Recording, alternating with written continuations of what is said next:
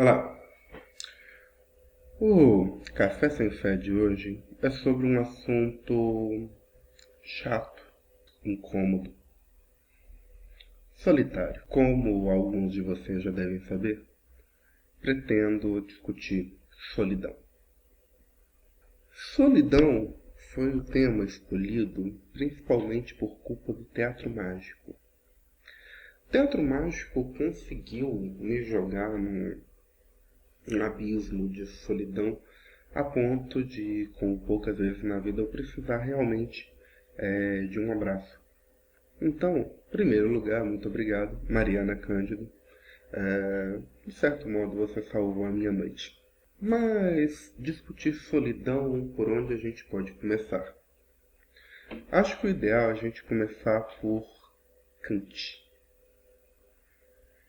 Kant, apesar de ser o filósofo mais chato da história da filosofia, é o primeiro filósofo moderno a afirmar a impossibilidade de contato entre os seres. O Kant determina que só é possível conhecer através de alguns filtros dos sentidos, da percepção, alguns moldes de pensamento, que toda a metafísica deveria ser construída a partir do conhecimento desses filtros.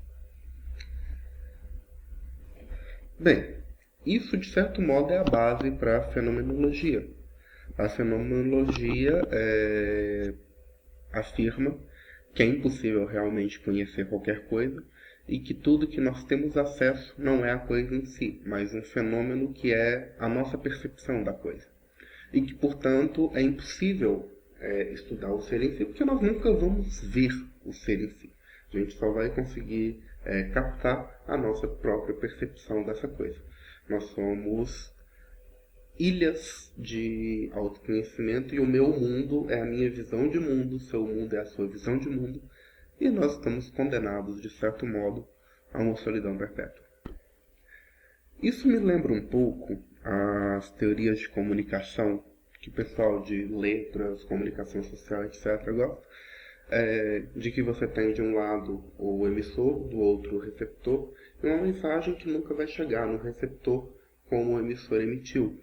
Os fenomenólogos dizem, inclusive, que a mensagem existe em várias instâncias. Existe a ideia que o emissor tem da mensagem que ele emitiu, e existe a ideia que o emissor tem da mensagem que ele ouviu, mas a mensagem em si é uma coisa que nós nunca vamos saber o que era. O Sartre, Jean-Paul Sartre, ou João Paulo Alfaiate, se você preferir, tem um livro chamado Ser e o Nada, que tem como subtítulo um estudo de ontologia fenomenológica. A fenomenologia a gente deu uma olhada, mas que raios é ontologia? Ontologia é uma palavra que a gente deve usar uma vez a cada ano, mais ou menos, e que, por incrível que pareça, não tem derivados em uso na língua comum. O ontos derivou para ontologia e para mais nada. Então, assim, ontologia é o estudo da coisa em si. Estudo da coisa em si. Mas a coisa em si não existe. E acho que essa é a principal graça do ser e o nada. É um estudo num ser em si que não existe. É quase como se fosse um título irônico. Bem, mas o ser e o nada estuda então o ser para si, a maneira como o próprio sujeito se percebe, e o ser para o outro, a maneira como ele se coloca no mundo. E tem um capítulo no Ser e o Nada que é destinado ao estudo do amor. Para um fenomenólogo, o que seria então o amor? O amor é quando o ser para si é subjugado pelo ser para o outro. Quando o que eu sou para outra pessoa é mais importante do que eu sou para mim mesmo, a ponto de eu começar a alterar o meu ser para mim para agradar o ser para o outro. Essa alteração acontece, entre outras maneiras, através da própria percepção. Mas qual que é o ponto?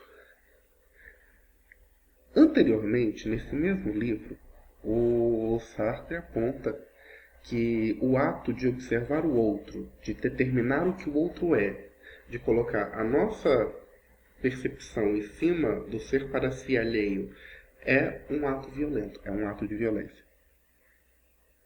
Então, eu tenho que chegar à conclusão que, de acordo com a descrição de amor dele, o amor é um ato de violência contra si mesmo, um ato masoquista, uma automutilação. Mais tarde a gente volta aqui. Mas o ponto principal da fenomenologia, onde você está dentro do seu próprio universo de significado e nada consegue te alcançar, é que você está absoluta, inevitável, invariavelmente, sozinho para sempre. Qualquer companhia é uma ilusão. E se qualquer companhia é uma ilusão, qualquer busca de companhia é uma ilusão também. Mas, no entanto, as pessoas precisam de companhia, elas buscam desesperadamente companhia. Eu gosto de uma frase que diz que nós precisamos apenas de um parteiro e de um coveiro. Na verdade, a gente não precisa nem do coveiro, só do parteiro, mas a poesia da coisa é legal. Nós estamos na merda. Porque nós precisamos desesperadamente de uma coisa que nós nunca vamos conseguir de verdade. Esse é um dos principais problemas da filosofia. Você passa a ter consciência de que você está ferrado.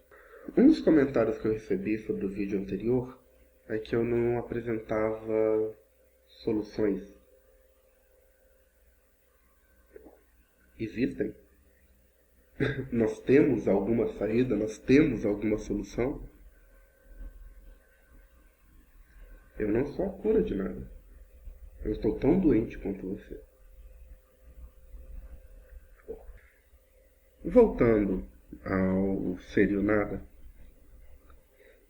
Sartre não chega a afirmar nós somos uma sociedade de masoquistas, nós somos um monte de pessoas que só conseguem felicidade através da sujeição.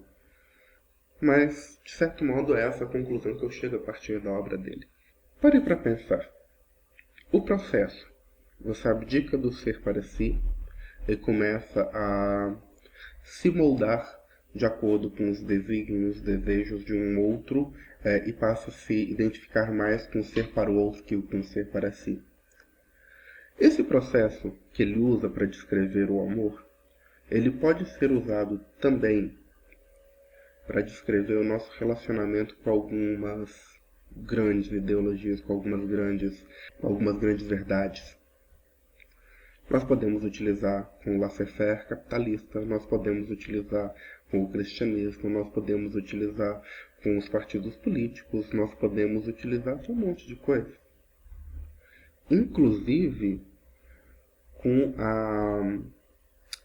como eu chamaria, com o corporativismo, mas não no sentido da corporação, policiais, médicos, mas no sentido da corporação empresa.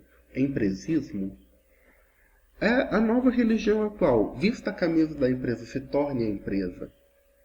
Esse é um ponto importante. Mas, mudando de assunto, nós recebemos uma ilusão de companhia quando nós nos submetemos a essa verdade externa, nós submetemos a essa vontade externa. E talvez isso seja uma das coisas mais chatas do mundo, porque você percebe que a escravidão traz felicidade.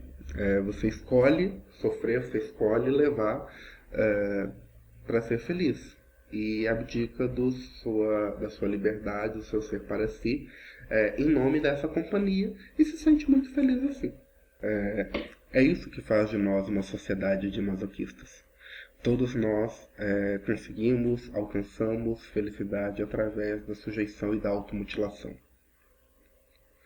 Por outro lado, nós nos sujeitamos, mas nós também sujeitamos o outro. É uma relação que tem que ser simétrica. Então nós precisamos de uma visão mais micro para conseguir resolver a equação.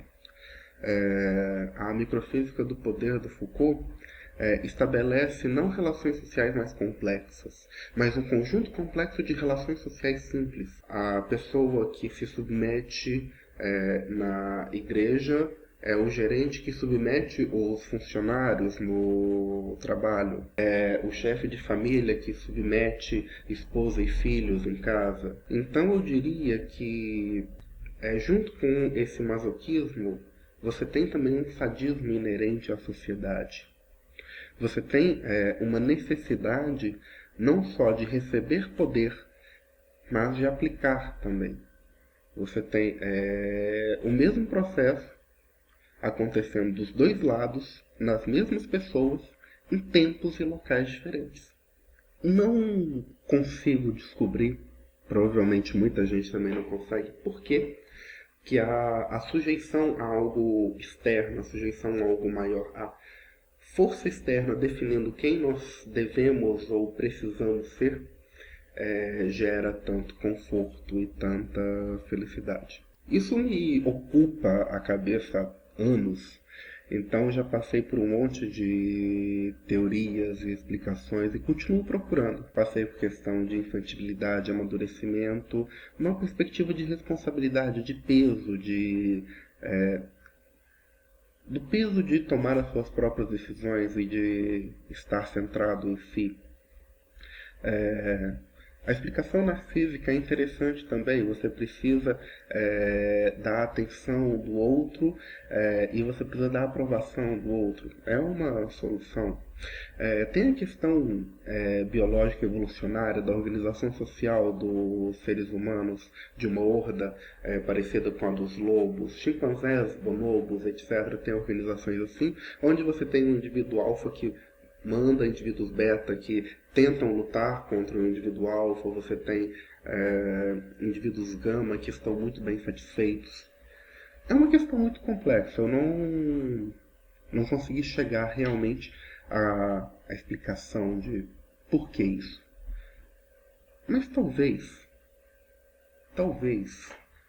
superar essa carência, essa necessidade de se sentir acompanhado, seja o último grande passo na evolução humana. E talvez a sociedade onde as pessoas tenham liberdade de ser para si, ao invés de ser para o outro para conseguir companhia, seja o paraíso. Mas talvez a sociedade vá cair num caos inevitável. Não tem como a gente saber, principalmente, porque isso nunca vai acontecer.